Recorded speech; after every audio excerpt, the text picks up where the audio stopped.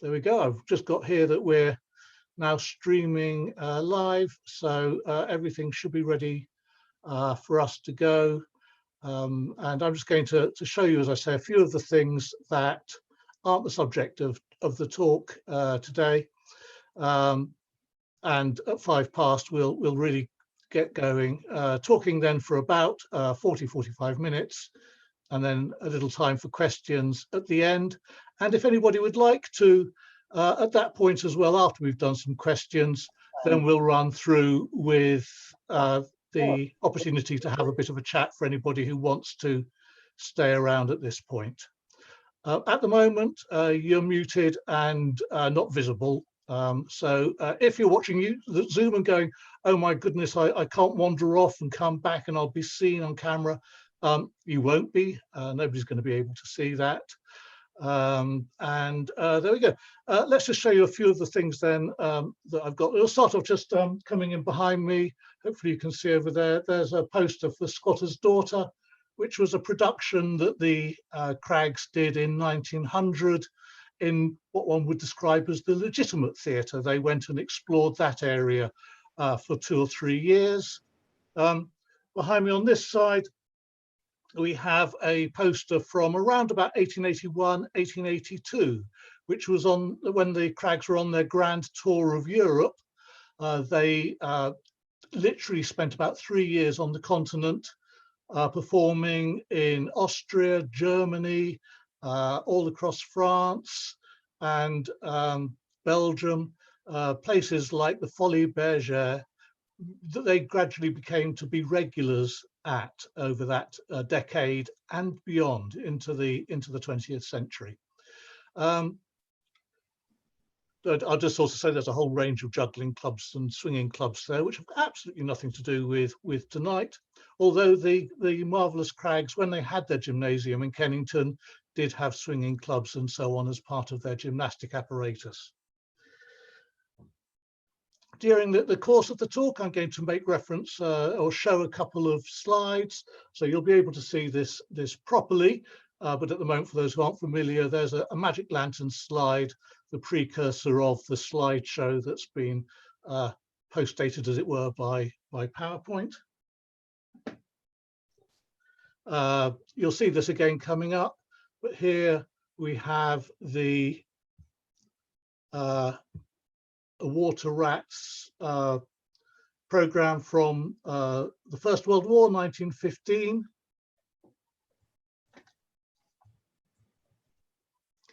This is a card from towards the end of the performance towards the First World War, when Billy, one of the sons, Cremorne, his other name, became the principal clown in the company. Here's a postcard that shows them all in one of their sketches aboard the Channel Queen. This dates back a cabinet card to around about 1890 on their second tour of America, second or third, I think, tour of America. They went right across it. And they were with a minstrel, you could probably, I don't know if you can see this at all, with a minstrel company. And this is a very faded card where they were taking part in the parade. And again, later on here we have the company. For those who know the Drury Lane Theatre in London, a renowned theatre, used to put on extraordinary pantomimes, and the Craggs performed in one of those. And again, I don't know if you can see this, but this is Little Bo Peep. It's the Book of the Words. And they performed right at the end, about 40 minutes, 4 hours into the evening. So quite an exhausted audience, I think, by that point. Papa Cragg himself came from a newspaper background originally. I'll cover this, but it meant that he was quite familiar with the way that journalists worked and also theatrical managers and so on. So he often had a gift of some sort. He'd have a personalized box of cigars that he could give to them. And they also did some jugs. This was the second version of the jug that they produced, and this version they did in at least 2 sizes. I'm hoping that they did them in 3, and then one day I'll be able to put them on the wall like a row of ducks. Get that out of the way. So it's 5 past. I just shovel this lot all to the side. Oh, I haven't introduced Amy. Amy, my daughter's just going to come over and just say hi very briefly. Hi, very briefly. She's shorter than I am. And she's here. She's just keeping in touch with our producer, Dave at Zoological. Zoological do something called Clown Power, and he's doing all of the Zoom management and so on, helped by Amy here. And if you've got the opportunity, do please give them a little bit of a donation. And also, today is the Music Hall Variety Day, and British Music Hall Society, well worth considering joining, and also well worth donating to if you can at this difficult time. So let's begin then.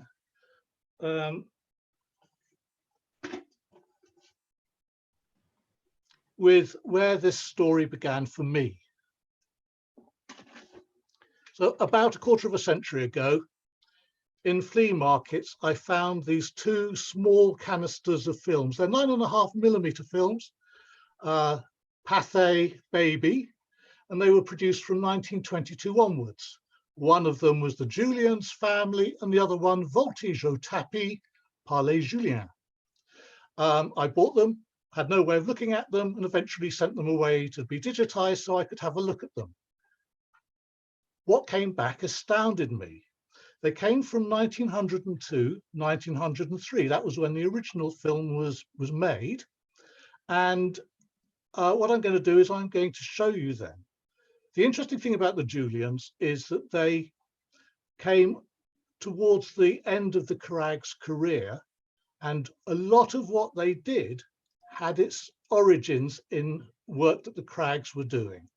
There's almost nothing to be found about the Julians, who actually were called the Eulians, sometimes the Euelians, sometimes just the Eulians. They did perform really from about 1897 through to the end of the Second World War. That was their span. The Craggs, in contrast, started around about 1965 and ran through to the end of the First World War. 1865, not 1965 they started. That would be way too recent. Fantastic. So with no further ado, let's go in and have a look at these films.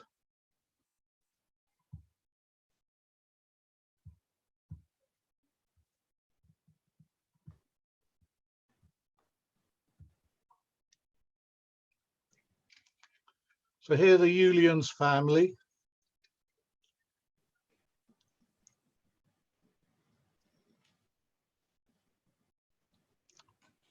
And this style of carpet acrobatics, exactly in the style of the Craggs, very fast moving, continuous action, and crucially the evening dress that they're wearing, because that was an innovation of the Craggs around about 1883, 1884 at the Royal Aquarium in London at the end of their first continental tour. This move that you're going to see here, where one adult balances another adult on his back and then boots the child around in the style of Icarian games or Risley acrobatics, where you have, you know, the child like a rubber ball that you toss around, very much an invention of the Craggs, that, or a style of the Craggs. And that's the first of the 2 films. Goodbye, guys. Okay, going to move across now to the second film.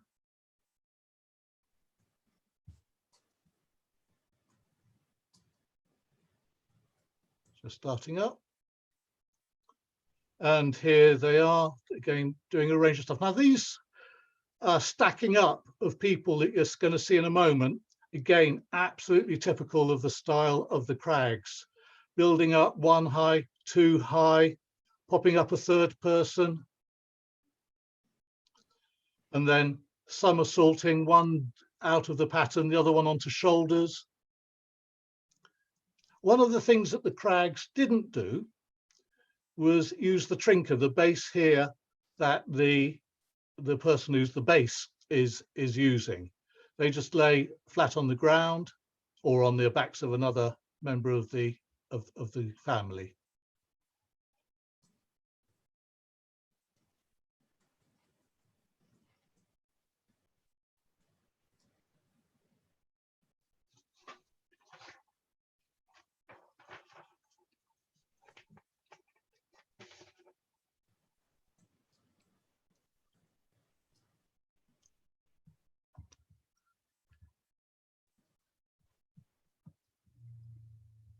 Where am I? Am I there? Hang on, stop share. That's the button. Okay, good. The Craggs were immortalized in around about 1890 in a book produced originally in France and then done as an English edition, Les Jeux du Cirque et la Vie Foraine by Leroux and illustrated by Jules Garnier. And the illustrations are glorious. They're in full color in the French edition, just black and white in the English. And an interesting thing about this is that the Craggs weren't included in the gymnastics chapter. Instead, they fell into the clowns chapter. And the reason that they fell into the clowns chapter is because the use of evening dress was really quite a shock to the critics of the time, that they were used to their gymnasts coming out looking like gymnasts, and the idea of them coming out in the evening dress was a revelation. But also, of course, this transition from what was the convention to doing something different was one of the things that set the Craggs apart and made them an act to be reckoned with. What I'm going to do now, I'm just going to meet some of the family. So we're going to go back into share screen. And I'm going to stay there for pretty much the rest of the first part. And let me just do that now.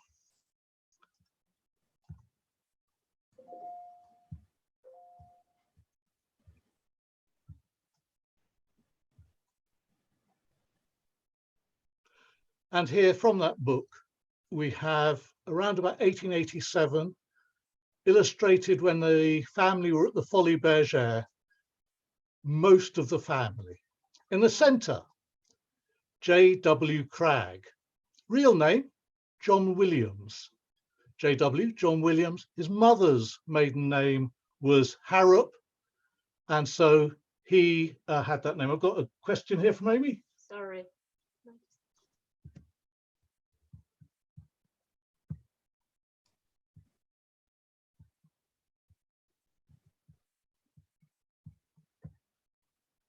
Amy doing her technical wizardry here.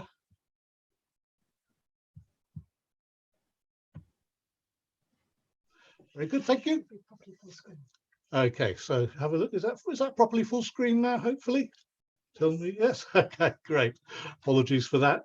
Okay, so 1887. In the middle, J.W. Cragg, John Williams, mother name originally Cragg. So that's how they get the Cragg from his mother's maiden name. And then we have some of the children. The tallest chap next to JW or Papa Cragg is Edward. He was 24 at this point. His dad was 41. Right over away, continuing away from Edward, we have Cremorne, who I'll talk about again during the time. And he was about 13 at this point. We have baby Arthur. He was 8. And then on the other side, the two chaps about the same side, Jim and Alf, one of them a couple of years older than the other. I'm not sure which one was which. And in the middle of those two, Vicky, who was the second daughter of the Cragg that the Craggs had at that point. The first one, Emma, had already got married by this point and had left the troupe. The other person who's missing here is Mrs. Cragg, Mrs. Williams, Caroline. Caroline had died about 3 years earlier, aged 38, the first of Papa Cragg's 4 wives. So having introduced the family, what we're going to do now is go right back to their beginnings in 1863 in Manchester. Cottonopolis had developed into a real city out of the Industrial Revolution. And it was here on a glorious, unusually glorious sunny day in Manchester in July 1863 that J.W. Cragg, John Williams, married Caroline, his wife, who was to become his first wife. And both of them at this point were 17 years old. Caroline was pregnant with their first child, 6 months pregnant. Manchester itself was in the depths of economic depression. The American Civil War had interrupted the flow of cotton coming into the mills. And Caroline's family worked in the cotton industry on the shop floor. J.W.'s, John Williams' father was a porter, a labourer at times. Both of them had fair-sized families. They both lived in the centre of Manchester. So John had got himself a reasonable job. John was working in the newspaper industry. He was working in the machine room, doing typesetting or moving stuff around. I think he started as a porter, worked up to be in charge of some of the machines for the Manchester Guardian. So he had a good job, a new wife, a baby just coming along. They were in a depression, and he decided he wanted to become a trapeze artist. 3 months later, Edward was born, and here we have his birth certificate. And what's interesting about this is you can see the signature, description and residence of the informant, the person who let the registrar know about the birth. And we have the mark X, the mark of Caroline Williams, the mother from Sickle Street in Manchester, where she gave birth. And that was her parents' home. So every birth certificate that then follows has X being the mark. And we have no written stuff at all from Caroline. And it's, I think, therefore likely that she was illiterate. We have an awful lot of stuff from JW. He clearly had been taught to read and write, and he enjoyed communicating via the Era, which was the industry magazine for all the performers. And he was always in there, very much like some people are always on Facebook, and some people never go onto it, particularly if you can't write. So this story, we have to bear in mind that we're hearing it to a large degree from one source.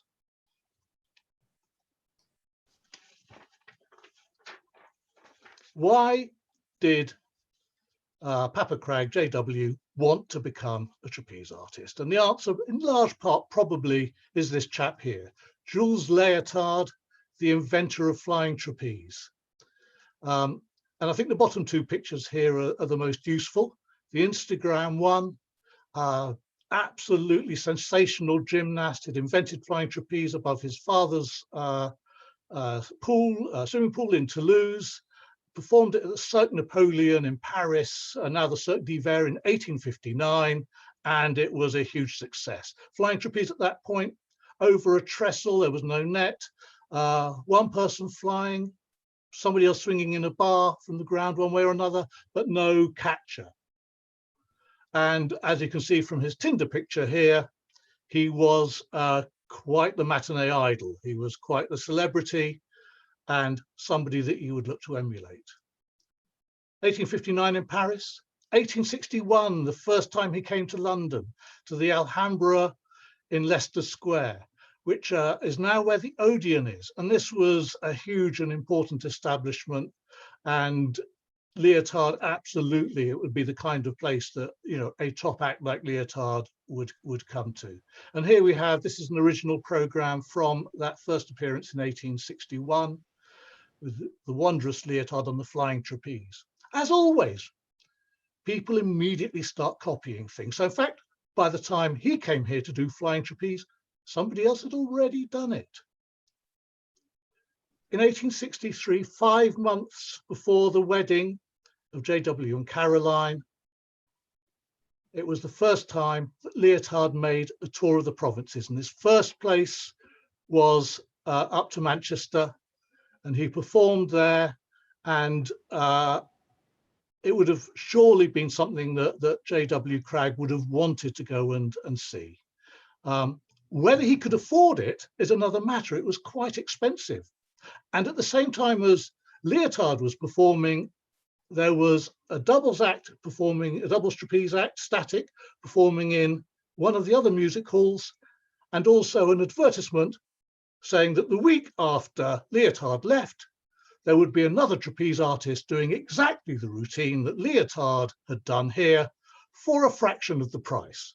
So my guess is, if he didn't go and see Leotard, he'll have seen certainly one, if not both, of the other performers. At this time in Manchester, there were the beginning of the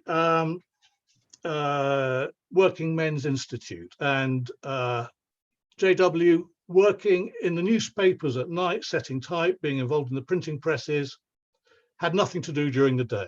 So he says, so I used to go to the Hulme Working Men's Institute to improve my mind, but they had a fine gymnasium there, and I had a bigger fancy for improving my muscle than my mind.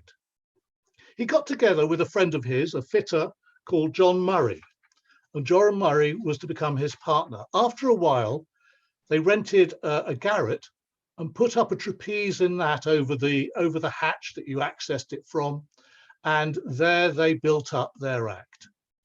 And in 1865, they went for the first time into a hall. They performed at a benefit, were hugely successful, and immediately got a 2-week booking. And that was at the People's Concert Hall. You can see the advertisement here. The People's Concert Hall, a 3,000 seat venue on the site, for those who know Manchester, of the Midland Hotel now.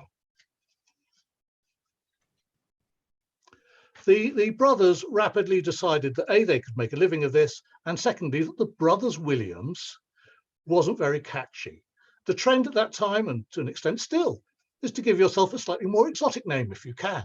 And so the Brothers Williams became the Frères de Castro, the Brothers de Castro, in much the same way as the Collins family had become the Colinos, acrobats.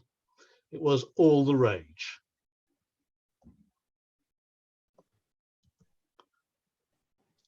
That October, Caroline and J.W. celebrated Edward's 2nd birthday, and Caroline gave birth to their 2nd child. In October 1865, Mary Emma came along.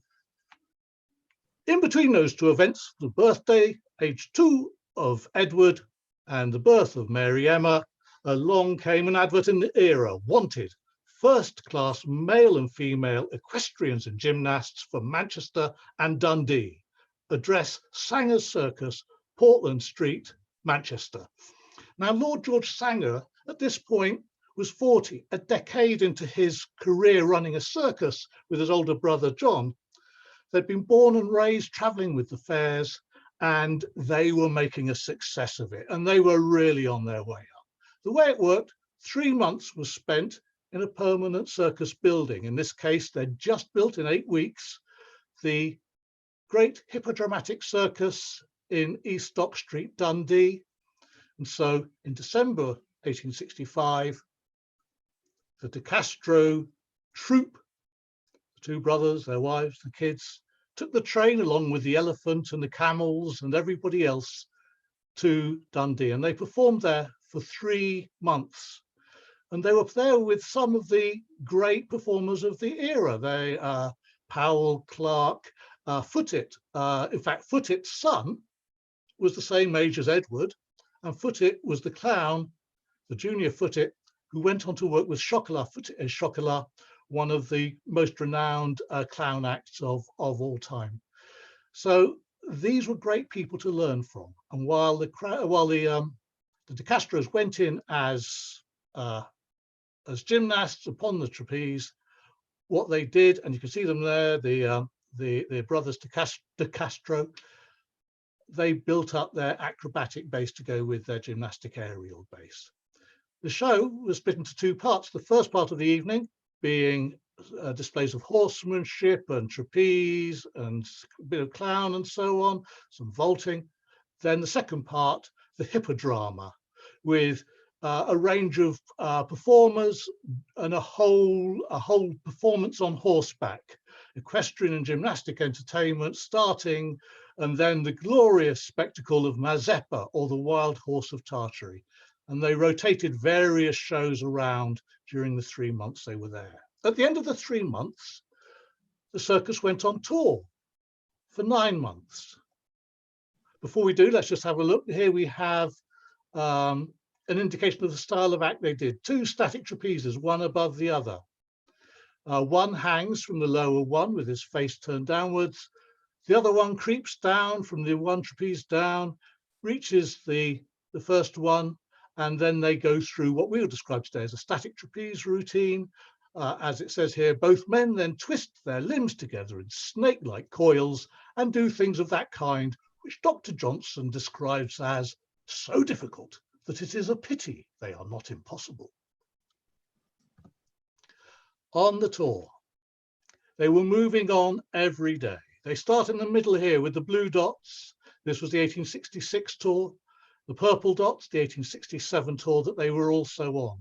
And they made their way down into the Midlands, all the way down past Plymouth to Land's End, then coming back along the other coast and ending up around London before they went into the Royal Agricultural Hall. Before we move just to touch upon that, let's have a look at what this really meant. So you can see here the wagon. At this point, the circus had about 50 people traveling with it. There were 15 key principal performers. There was a band of at least 6 musicians. There were the grooms for the horses, the treasurer dealing with the box office, the lighting, everybody that you need to have, and of course the people who put up and take down the tent. And the tent squeezed in 3,000 people. So there were 38 horses pulling 15 wagons. 2 of them glorious, glass and gilt and decorated like the one you see. Another couple of very pretty ones, the band carriage that the band sat on, a little pony carriage, and then the rest of them to take the tents, the king poles, the naphtha lighting, the supplies, the personal stuff. A huge, huge undertaking. And quite often, as other horses would come to it, they'd rear and buck in absolute amazement and what do you call it? No, not embarrassment, the other word, intimidation of this huge, huge spectacle coming towards them on the road. The circus moved each day, 6 days out of 7. So from Taunton to Tiverton, Tiverton to South Molton to Barnstaple. The average distance they travelled was about 10 miles. But here, Taunton to Tiverton, 20 miles, Tiverton to South Molton, about 18 miles. They got up at 5 o'clock in the morning, or they were ready to go around about 5 o'clock in the morning. And it would probably take them 5 or 6, maybe a bit longer hours to get from Taunton to Tiverton. They may even be starting earlier for this kind of distance. Let me just find my notes here. Zooming on. Here we go.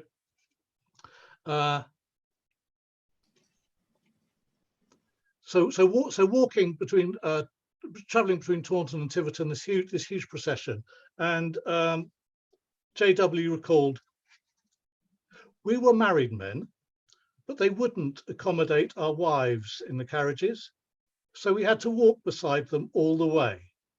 Dear me, that was a hard life. Marching perhaps 10 miles in the early morning, then a parade at midday, and 2 performances afterwards. On one occasion, I recollect it was raining heavens hard. My wife carried a baby, and my mate's wife was pregnant. At last, we were getting so drenched that some of my mates in the vans lent us their waterproofs. That was the climax. After that, the manager agreed to let our wives ride in the wagons, provided they rode the elephant and the camel in the parade. So having got to Tiverton, then the crew would go to work putting up the big top. People would go off. They were staying in a coaching inn. They go off and find a coaching inn. They get the trapeze ready. At 1 o'clock here in Tiverton, they'd do a parade that would be maybe a mile long, all dressed up in their costumes. At 2:30, the first show, and then they'd have an afternoon to play with the kids, have a sleep, doubtless, eat something in preparation for a 7:30 show, after which everything had to be pulled down, packed up, ready to go the next morning. So 6 days out of 7, this was the routine. It was a hard life. So the winter months, where they were spending 3 months somewhere, was a welcome break. And that first year they were at the Royal Agricultural Hall, seating about 20,000 people in Islington in North London, and it was a huge success. They continued the next year on tour, and then at the end of it, they were asking if they could have some more money. By this point, family had introduced young Edward into a bit of the show. He came on and got booted around a bit in the Risley act and so on, maybe hung off a trapeze, waddled about. So they asked for a raise, it was turned down, and they left the show. And the beginning of 1868, after they spent the 2 years of the circus, was quite a difficult time. Essentially, they had no work for a period of this. It was also at this point that the third child to join Edward and Emma, Alf, came along in the 1st of March, 1868. And they were picking up the odd week here or there. Weston's Music Hall, the Pavilion, the Cambridge in London, Middlesex, the Raglan Music Halls, Cremorne Gardens, which, like Vauxhall Gardens, one of the big pleasure gardens. But these were little opportunities in amongst really quite a tough time of it. In the summer, they joined up with Pinder's Circus and spent the summer with them, and then joined Henry and Adams in the autumn. And in the beginning of 1869, they introduced their wives into the show. So here we have Mademoiselles Finette and Clarisse from the Cirque Prince Impérial of Paris. Absolutely no chance any of they'd been there at all. In fact, they wouldn't have been to France at this point. They also introduced Little Tom. So Little Tom is standing on JW's partner, John, and his wife, Lucy, and he was 9 at this point. Edward was 6, and he is standing on John and Caroline's shoulders. And this troop of 6 had reached the point where they could really hit the music halls. So what had they got? They'd got the women in the show. This was novel. Historically, at that point, it had been common to have some female equestrians, some female tightrope walkers, female acrobats. That wasn't common at all. So this was an innovation. Secondly, they had the 2 boys, and they were doing a flying trapeze act.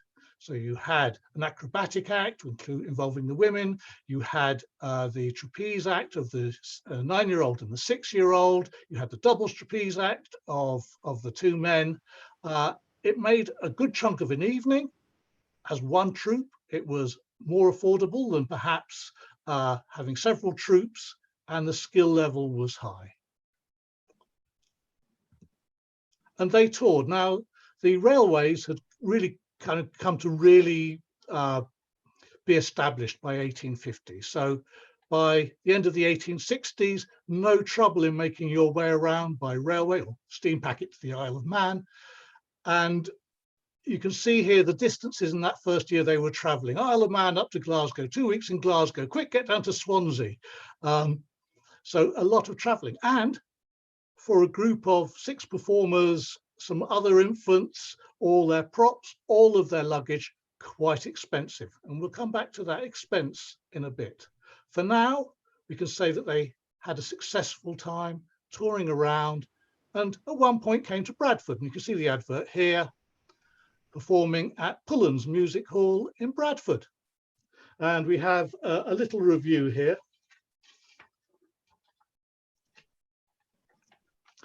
This week, the Decastros, 6 in number. We've got the women here, we've got the whole caboon, whatever, the whole lot, 6 in number, have appeared and gone through their various acrobatic and gymnastic feats, the brothers having excelled themselves in the double trapeze and flying leap through a fire balloon.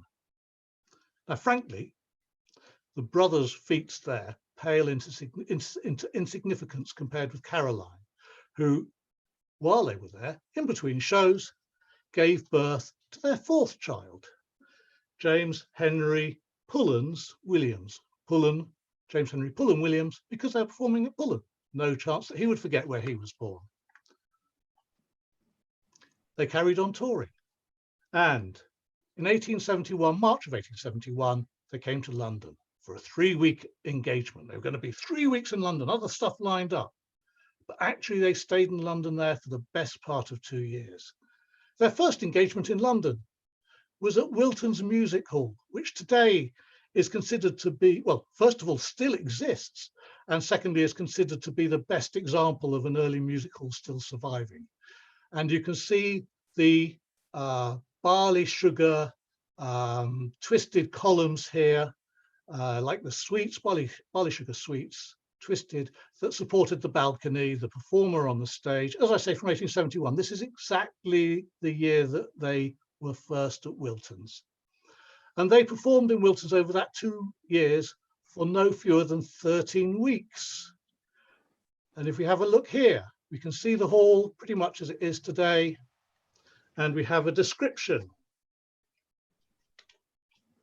At the present time, the first thing which is likely to catch the attention of visitors is a wide, strong net, which is stretched at a considerable height along the place from over the stage to near the front of the balcony. Towards the close of the evening, this net is lowered, and then the spectators see more distinctly a trapeze bar at each end of the hall. On these, performances are given by the 2 De Castro juveniles, who are called the Young England brothers. The smaller one of these boys, Edward, aged 6, if you recall, who is little more than an infant, is an exceedingly lively, plucky, clever fellow. He swings from a perch by the aid of the bar, and when he arrives at the end of the hall opposite to that from which he starts, he lets go and catches the hands of his companion, who hangs head downwards over the stage. These flights he executes several times with variations. In one of his aerial journeys, he travels backwards at great speed and turns around to catch his mate when he gets close to him.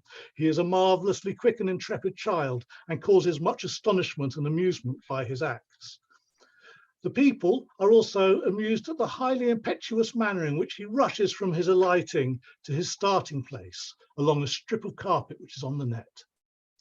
Although his duty consists chiefly in keeping still and looking out sharp so that he may be caught by the other, the bigger boy is entitled to praise for the efficient way in which he accomplishes his portion of the business.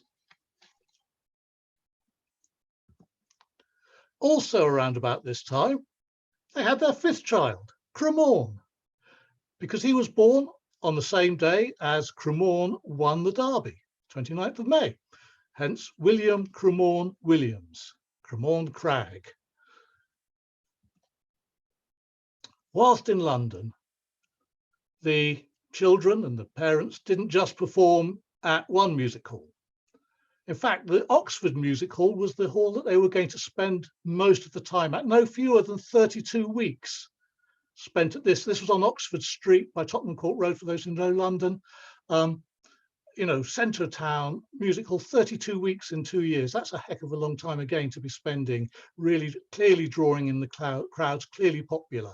Performing at 9:30, then they'd all get into a horse-drawn brougham, zoom across to Wilton's in the East End, ready to be on stage at 10:30.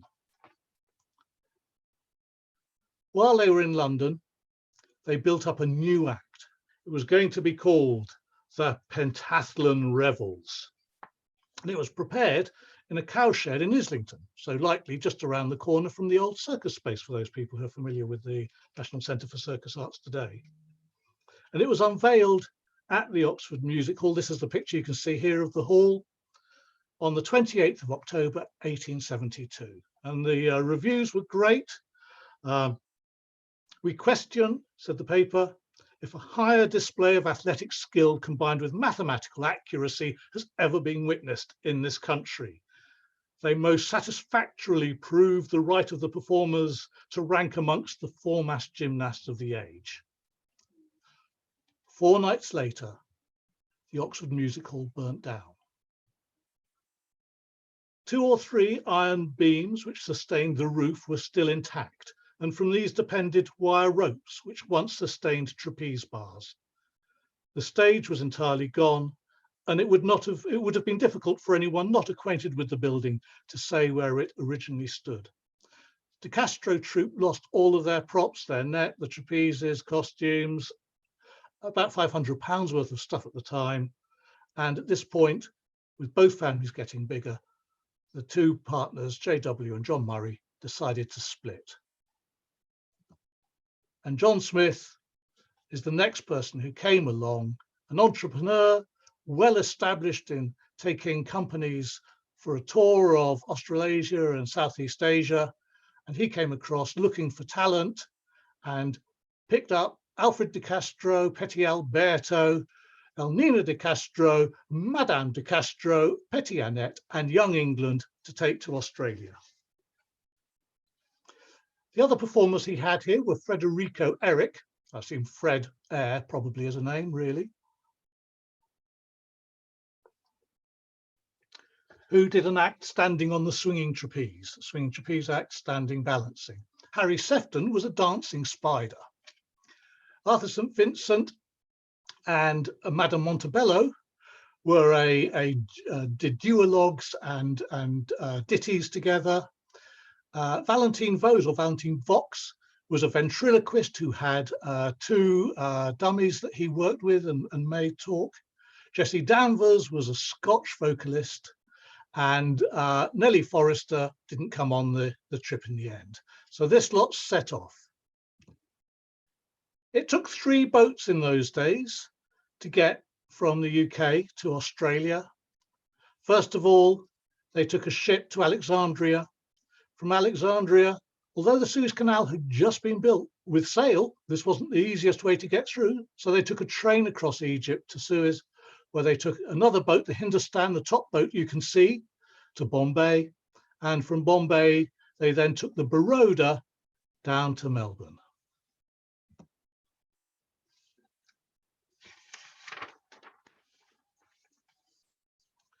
They opened at the Old Princesses in Melbourne and played a splendidly successful season of 9 weeks, during which time Mr. Smith cleared all of his expenses for the engagement.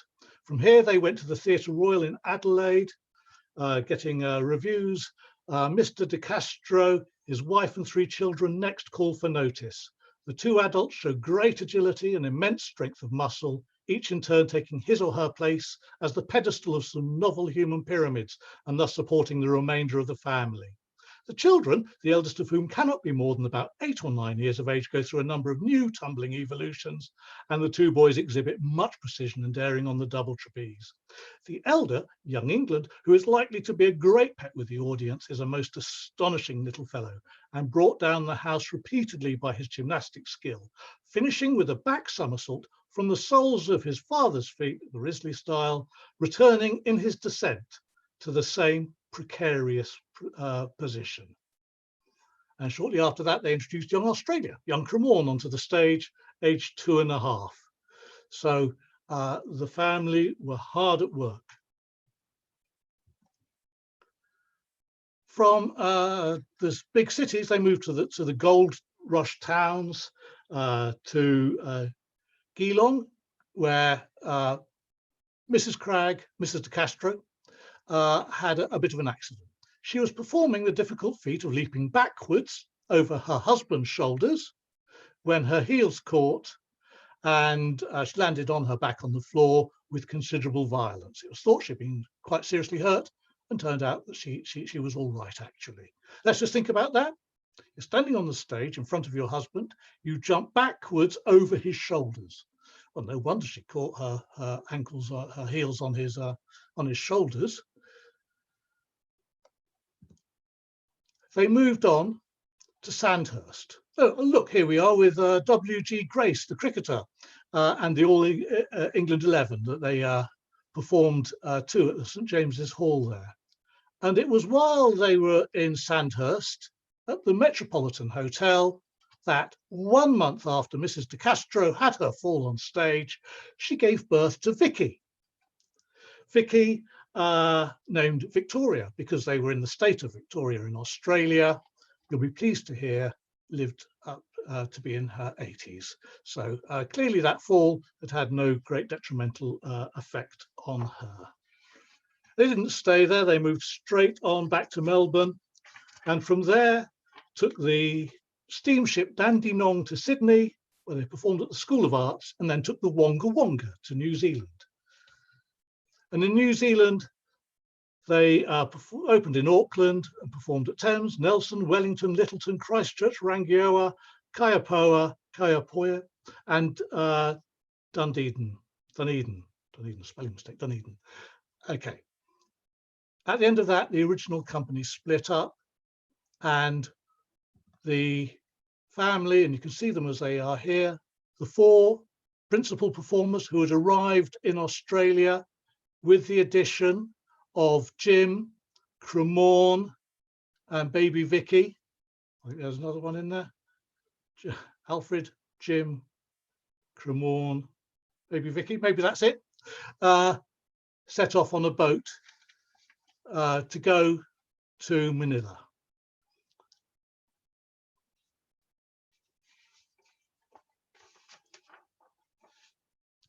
With them were some other performers. They had a new agent, Mr. P.H. Kirby, who had taken over from Mr. Smith, who had retired, and Mr. George Loyal, Madame Zuila, who were other artists of the era, set off. It was October the 16th, 1874 that they set off, and they put into Hong Kong on December the 2nd, rather than Manila, Hong Kong, with the loss of the rudder and the foretop gallant mast. This was the style of boat that they were travelling in, a bark called the Bunker Hill. Papa Cragg recalled, "First of all, we were becalmed for 6 days under a broiling sun, and with such a shortage of provisions that we were glad of the opportunity trading with the natives of Pleasant Island for pig that was sometimes so rank as to be almost intolerable. Then we had an awful gale, followed by a day and a night of typhoon so terrible that the captain lashed the wheel in position and sent everyone below. First part of the topmast went, then the rudder. But the ship kept afloat, which was more than some of the more up-to-date liners did, and at the suggestion of an old Norwegian sailor, a temporary rudder was rigged up, and we started for Hong Kong. When we commenced the voyage, we were bound for Manila." 4 months later, the Bunker Hill sank. They filled up their time with some engagements, picked up at short notice in Hong Kong. Then they managed to get a boat to Manila, and it was there in Manila that Mr. de Castro's wife Caroline and the new infant daughter Vicky were both taken ill and came very close to death. And they moved on from Manila down to Singapore, and then to what is now Jakarta and was then Batavia. And you can see that advert on the right-hand side. And here in the month of May 1875, JW said, "I experienced the agonies of cholera, and I have never doubted that but for my wife, I should have been buried there." He said that as a proof of what a scourge this disease is in Java, Mrs. Cragg counted no less than 62 funerals past their house in one day. At the end of this run, they made their way back on the boats to England and bought a theatre. And that's a tale for another day. So just coming out of this now. And we have the cat's just insisting that she gets let into the room. I'm sure she won't come into camera shot. She's promised me she won't. And I'm going to spend the last 10 minutes talking about the Craggs and the various societies. So let's just go straight into that with no further ado. Which I hope that this will play.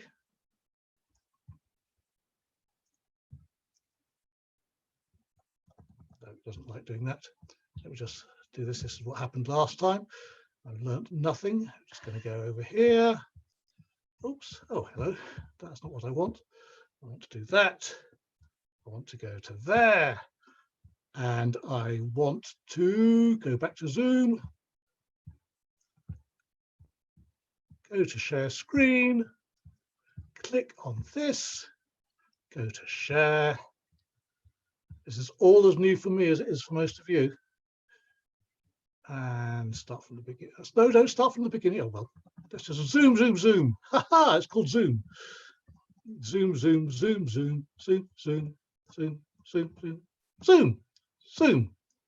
Okay, we're going to start off with the musical sports. The musical sports were inaugurated in 1886. A couple of years later, the person who set them up had had enough. All kinds of trouble, competitors taking part, audiences, good to see their musical stars came along, lots of betting, lots of people not paying out on bets, lots of arguments, lots of fights, lots of interruptions. It had enough.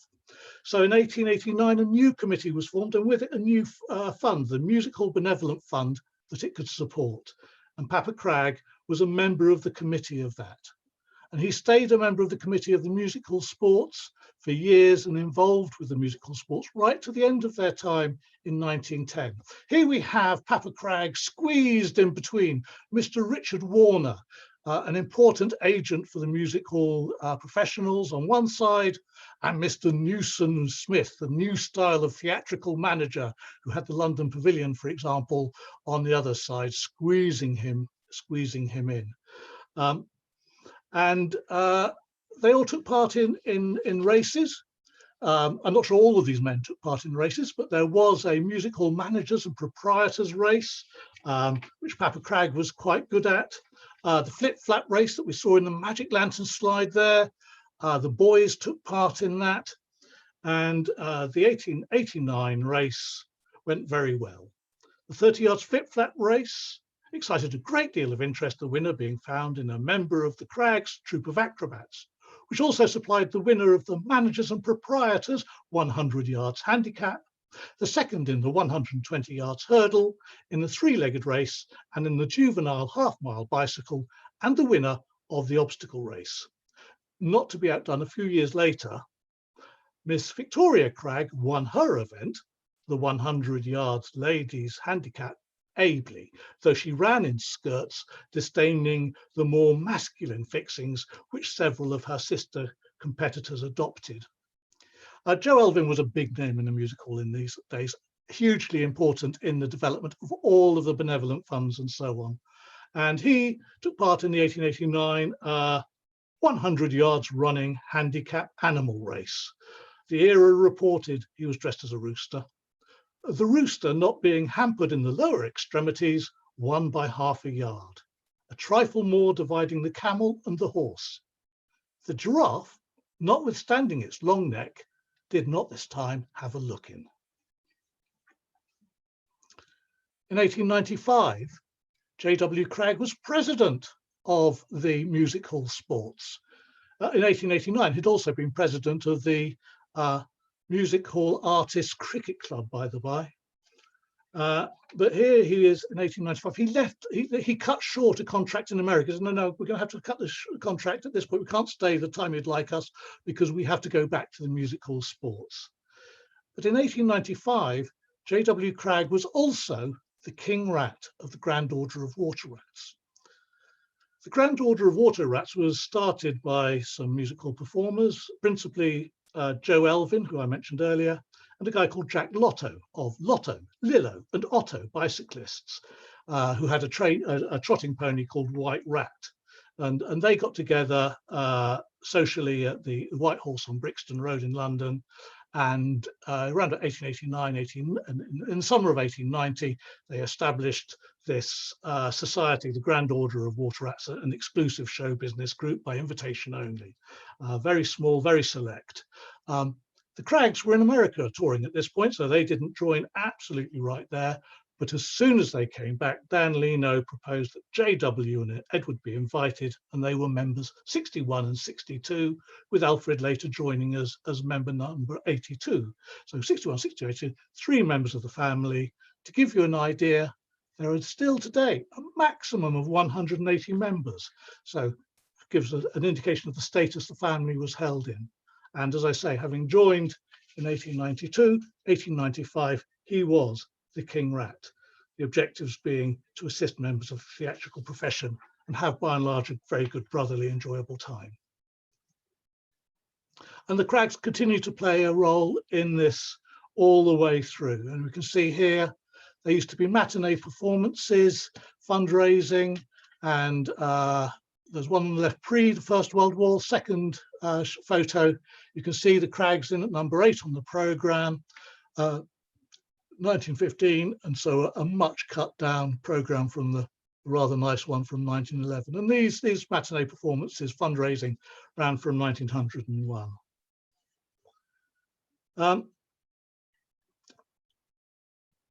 Perhaps the most important organisation that Papa Cragg was involved in. Oh, sorry, this is just to finish off the Water Rats very quickly. 1929, J.W. Cragg aged 83. And he's in the centre, sat down there, still an active member. In fact, his last role as a member of the Water Rats was to welcome in Charlie Chaplin when he was invited to become a member. So, the Music Hall Artistes Railway Association. Now, this doesn't sound anything like as glamorous and as fun. And indeed, if you look on the right, you can see that they had the 1229th meeting in 1922, having started 25 years earlier. Papa Cragg was involved in this right from the outset. He was on the committee that went to see the managers of the railway companies to say, look, it costs an awful lot to move around every time at the end of a week or 2 weeks in a theatre.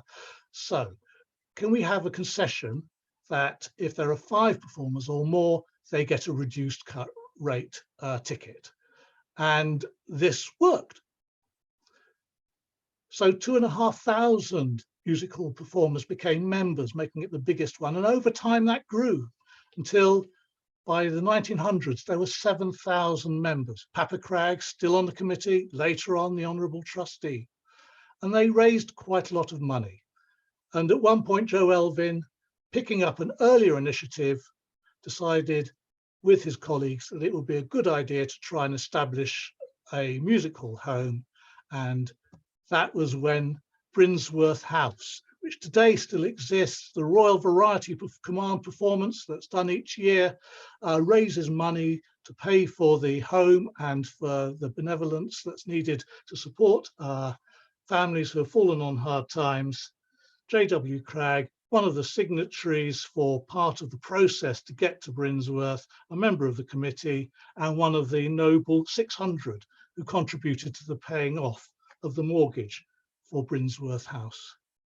Okay, that's where we're going to end up with a couple of important things. First of all, acknowledgements.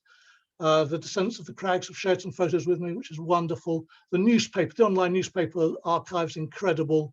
Ancestry, eBay, Wilton's Music Hall and the V&A for that 1871 picture. Zoological Clown Power and the British Music Hall Society, do give them a bit of a donation if you can. Caroline, my partner, and Amy, who you saw right at the beginning. If you want to get in touch, then you can contact us, the Marvellous Craggs for Americans, 2 L's in Marvellous. I've also got to thank Sasha, says Dave, the producer at Zoological, very important, Sasha, thank you.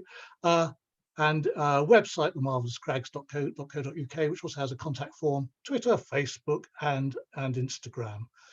Okay, what we're going to do now is answer any questions which you have before we open up. So I'm going to now try, actually I'm going to go out of slide sharing.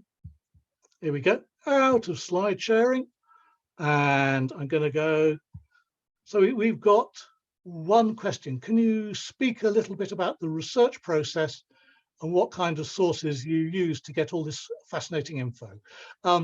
well, I gave the list. I mean, the online newspaper archives, you just have to trawl them, put in different spellings, you know, it's not just immediately there, but it is incredibly good compared with, you know, how hard it was. Ancestry.com, really, really useful. As I say, eBay, remarkable what turns up there over a period of years. So, you know, basically just set yourself around about 25 years and there. Good. A question about the version of the lecture I did dressed as Papa Cragg. I was dressed as Edward Cragg, performing in the Cinema Museum in Kennington, theoretically at the end of their career when their gymnasium was about to be demolished. And I was wearing a very respectable suit, as would be appropriate for a bloke of about 70 who had given up performing a few years before. I mean, Papa Cragg was still active. You get my drift. He was still out there doing classes in the gymnasium right up until the point of demolition. But Edward, I think, had said, "Thank you very much. I've had enough." He had, after all, worked with his father for 50 years, so it's not unreasonable. Anybody else got a question they want to pop into the question and answer box? While people are maybe thinking about that, what I'm going to do is to I've just seen a note here, no, can't see any screen sharing, just Charlie frozen with a spinning cursor. That was resolved. Good. Okay, fantastic. Why weren't the wives allowed in the carriage? Any idea? Misogyny. Well, maybe misogyny, thank you, Amy. Maybe because they weren't performers at that point. You know, if you think about the amount of stuff that they had to carry and the distances that they, you know, the horses had to go pulling all these wagons and everything, you know, first priority would be for the people who were going to be actually on stage in the show. Presumably the manager got, you know, to ride, and the women who weren't taking part at that point, well, they'll just have to walk. You know, lucky to be included at all, maybe.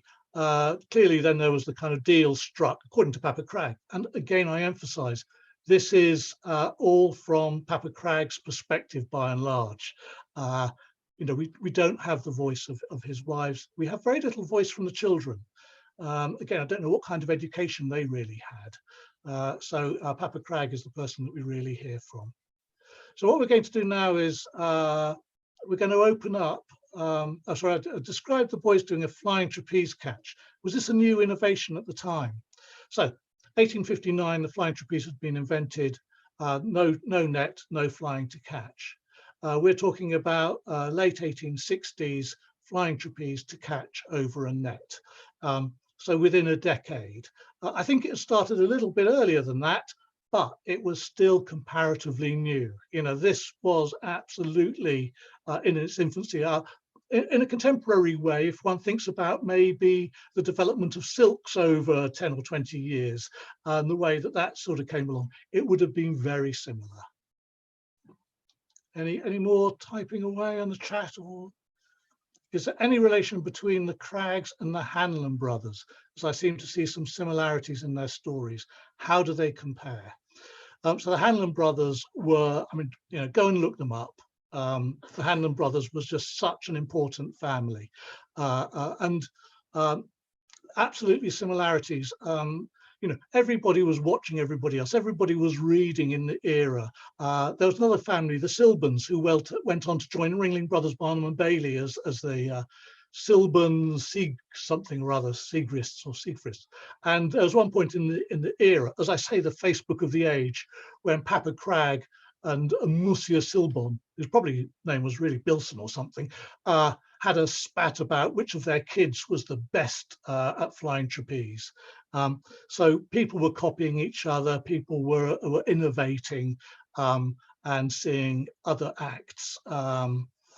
So yes, I'm sure that there will have been picking up and getting ideas of and so on with the Hanlon brothers.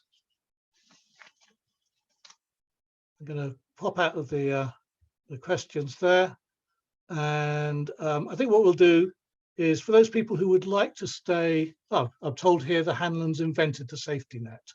It was interesting when the Craggs, I mentioned they went on the steam packet to the Isle of Man, and there were references there to being required to use a fisherman's net. The people in charge of licensing said, you know, you need to have a net. And in fact, they put in the net, and Papa Cragg, I think, thought overall that nets were a splendid idea. But it has to be said that while he was performing in the Isle of Man on that occasion, he did, in fact, miss the trapeze and also missed the net. But luckily didn't injure himself. So yes, there we have it. One of the things I said earlier was that Papa Cragg, I may have mentioned it, laid credit to having, he thought, been the first person to hang from his heels on the static trapeze. So if anybody wants to go and do a little bit of rooting and research, then that would be a very fine subject to go and explore. I would just mention here that there's a Facebook group called the History of Acrobatic and Gymnastic Performance, where I post some stuff, and very happy for other people to post as well. I think, do we want to let people, if people would like to just sort of actually chat and have a chance to say something and so on, then feel free to unmute your microphones. If you don't want to be heard, then for goodness sake, don't unmute your microphones. But if you want to unmute your microphone, say hello or anything to other people who are watching, I've no idea, they're 4 or 5? 4 or 5. They're 4 or 5, then feel free to do that. Otherwise, if you'd rather just watch, and we'll end up and say thank you very much for tuning in, and see you on another time. Thank you very much, Charlie. It was fantastic. This is Ellerswheeler Loughborough Road here. Oh, hello. Hi. And one of the Hanlon troupe died in the Loughborough Hotel while rehearsing, was electrocuted as they flew through the air in 1906. I can well believe it. Yes, the development, I mean, gas was already a big problem. When they brought in electricity as well, that added another level of danger. The ballroom at Loughborough Hotel, whilst seeming quite large, wouldn't be that big for flying across the room. Right, wow. Dave's telling me that there are 20 people still online at the moment, so anybody else who wants to chip in with any questions, say hello to anybody, then feel free. I'm just going to be here for a moment, so I'm going nowhere. I'll just let me just, in case anybody came in, let me just wave around again this rather elegant jug, the promotional jug for the Marvellous Craggs, and this cabinet card from when they were in America. Hello, Christian. Hello, Dee. What's it? Oh, I don't know. What do I say? Yeah, I know, like with social media, it's weird. There are people winning with their social media here. Sometimes you can just say, I don't know what music works. There's a mute button in the bottom of the screen. If you want to chat, you just need to go to that mute button on the bottom of the Zoom, bottom left. And you can say hi.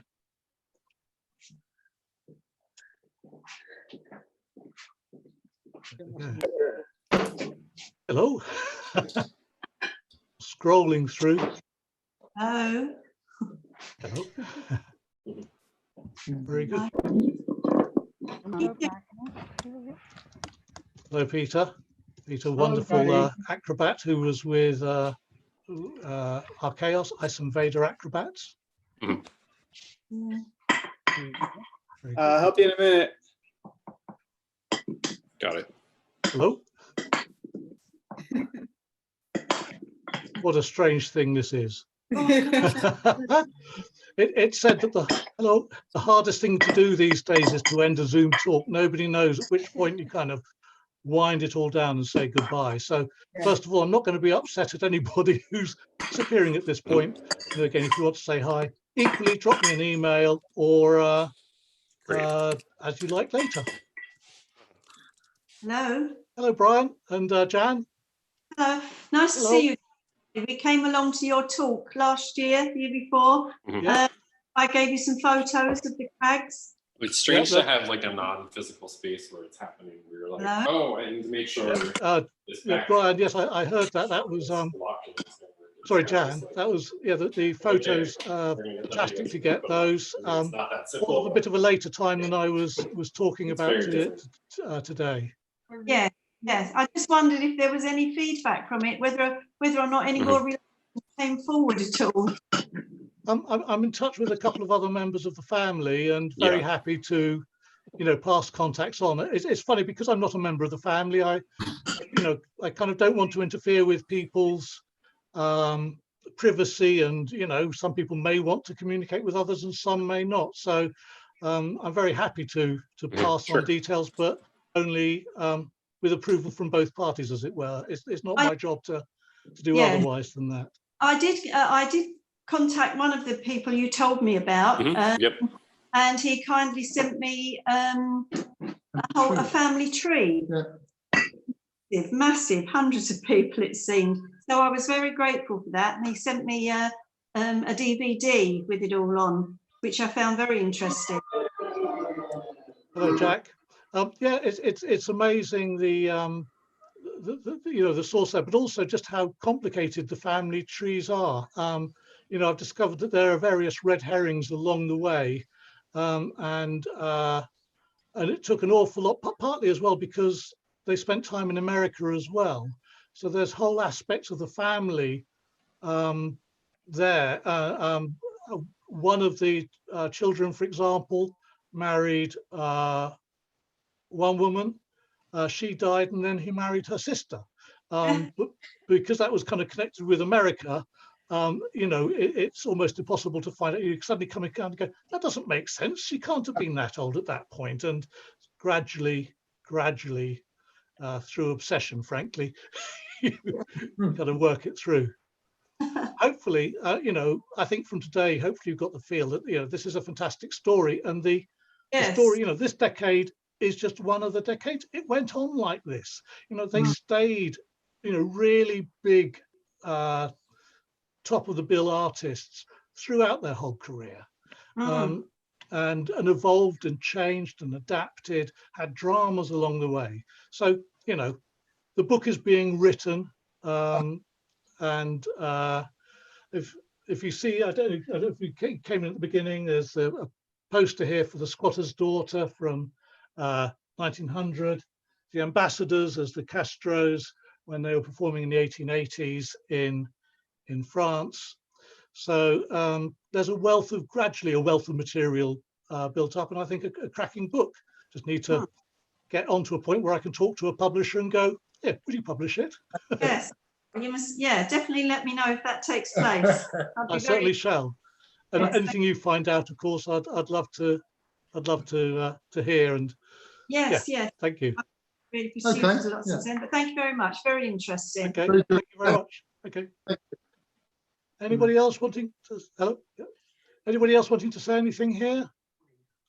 Any more questions? We've got a recommended book on the Hanlons. Is there film of the Julians, but not the Craggs? What a great question.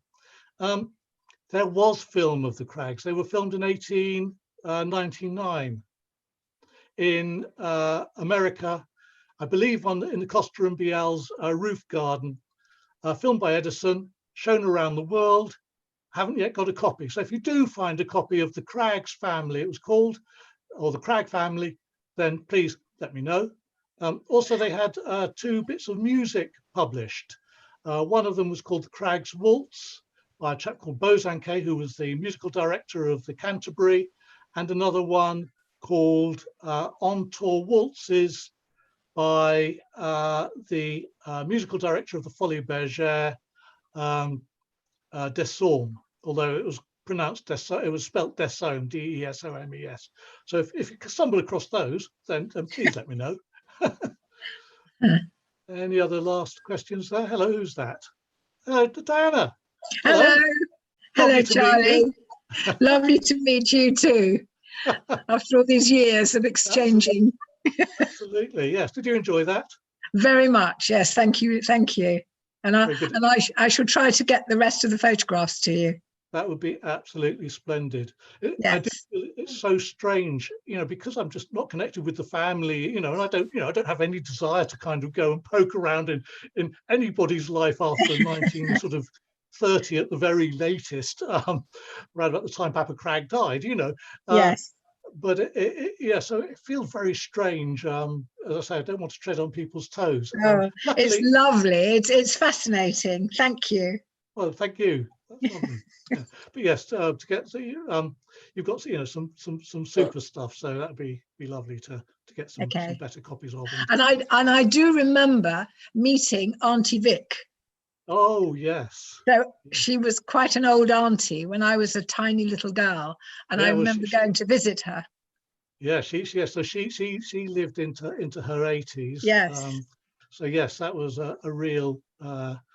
Not all of them had quite that degree of longevity. No. No. But, and she was my mother's favourite auntie. I remember that. I could well imagine that you look at the experience that these kids had. Yes. I mean, just absolutely extraordinary childhood. Yes, no, fascinating. Thank you. Well, thank you, Dan. Thank you. It's me again, Charlie. Hello, Jen. I was interested with that lady when she said Auntie Vic. Is that Victoria? That's the one. Because my great grandmother was Emma. Oh, really? Yes. Yes, and her name was Emma Caroline. Oh no, my grandmother was Mary Caroline, and her mother was Emma. Yeah, in fact, Mary Emma. Yeah. Mary. Do you know this? Always Emma. Right, because it varies. Because I've got different names within the family, and I'm going. Is this? I believed her name was Mary Emma, and then I saw on her wedding cake picture that I had it was Emma, and I thought. But it's the same person. They're one and the same person anyway. Yeah. Oh, right. Oh, that's interesting. She went by Emma. John Arthur, was it John Arthur, went by Arthur. James Henry went by James. William Billy Cremorne went as either Billy or Cremorne. So yes, which doesn't, again, you just get completely, and then they have a child called Arthur, and there was also a grandchild called Arthur. Yes. Well, he did have a lot of children, didn't he? He did, yes. 13 who lived. No, hang on, let me just. His first wife, so Caroline he said she had 13 pregnancies, I think, essentially, and 7 children resulting from those. Right. So, yes, she was, I think, an absolutely formidable character. As to be honest, were all the other 3 of his wives. So yes.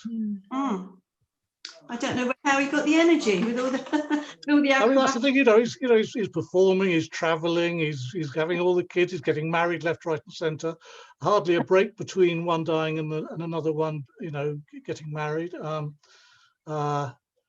Tending to marry younger women as he got, still as he got older. So yes, it was astonishing. And again, Jan and Diana, if you want me to pass on your details, then just drop me a line to say, can I do that? Happy to do it, but only if you both want that.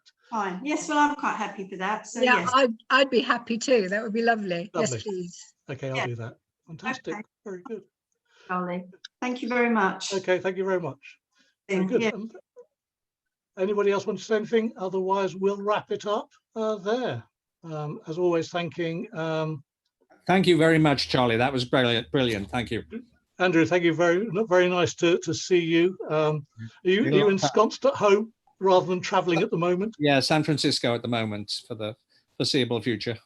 Yeah, fantastic. Nice to chat to you. Good. Yeah, the Craggs were quite often. I think they were certainly 2 or 3 appearances in San Francisco, the Orpheum and so on. They big. We still have an Orpheum theatre in San Francisco, but it's not the same one. The original Orpheum that Rastelli performed in burnt down. So we still have an Orpheum theatre, but it's not the right one. Yeah, I mean, they would. I think when was the big San Francisco earthquake? 1906. Yeah. So again, they were there. They'd stopped American touring before that point. So I suspect not so much left. Very good. Anybody else joining in? I think unless everybody's got another question, I'm just going to wave goodbye and thank Dave Spathicky and Sasha at Zoo Logistics, it says there, to have a look on Clown Power. And thank you very much indeed. And see you all anon. You go. Joe had to leave. I've just phoned her. I said,